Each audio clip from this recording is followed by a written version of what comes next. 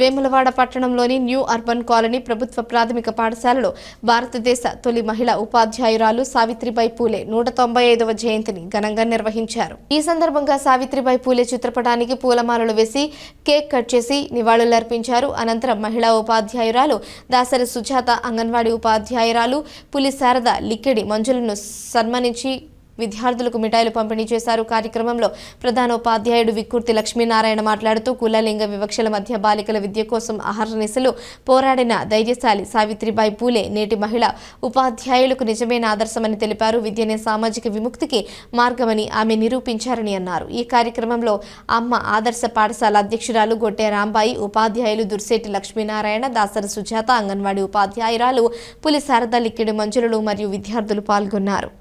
MPPS new urban కాలనీలో work చేస్తున్నాయి. ఈరోజు సావిత్రిబాయి పూలే జన్మదిన సందర్భంగా మహిళా ఉపాధ్యాయులకు ఘనమైన సన్మానం లక్ష్మీనారాయణ సార్ గారు నిర్వహించారు. సావిత్రిబాయి పూలే గారు మహిళల పట్ల తర్వాత బాలికల పట్ల ఎంతో ప్రేమను చూపి వాళ్ళకు బాలిక విద్యకు ఎంతగానో ప్రోత్సహించారు. 1831 సంవత్సరంలో జన్మించి అప్పటి నుండి ఆమెకు మొదటి గురువు అయినటువంటి తన భర్త దగ్గర చదువు నేర్చుకొని ఆ పిల్లలకు ఎంతో విద్యా బుద్ధులు నేర్పించారు.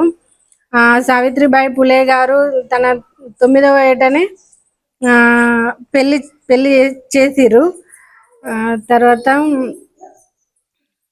బాలికలను ప్రోత్సహించడానికి సొంతంగా పాఠశాలను తానే ఏర్పాటు చేసి తన సొంత ఖర్చుతోని పిల్లలకు చదువు నేర్పించి ఉన్నతంగా ఎదిగేలా ప్రోత్సహించారు. 1831 సంవత్సరం నుండి అప్పటి నుండి పూర్వకాలం నుండి అంటే మన పేరెంట్స్ ఉన్న సమయంలో అప్పుడు ఆమె సొంతంగా పాఠశాలను నిర్వహించి విద్యను అందించారు పిల్లలకు. ముఖ్యంగా బాలికలు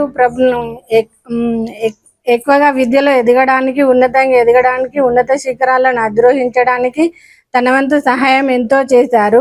ఆ కాలంలోనే మధ్యాహ్న భోజనం నిర్వహించి పిల్లలకు కావలసిన పుస్తకాలు, బట్టలు అవన్నీ సమకూర్చి ఎంతగానో వాళ్ళని ముందుకు తీసుకెళ్లడానికి కృషి చేశారు. బాలికలతో పాటు బాలురలను కూడా విద్యలో ముందుండులాగా కృషి చేశారు. వారికి మేము ఎంతగానో నివాళులు అర్పించినా తక్కువనే ఉంటుంది. మా వంతు సహాయంగా ఈరోజు ఆమె జన్మదిన వేడుకలను ఈ విధంగా ఘనంగా జరుపుకుంటున్నాము.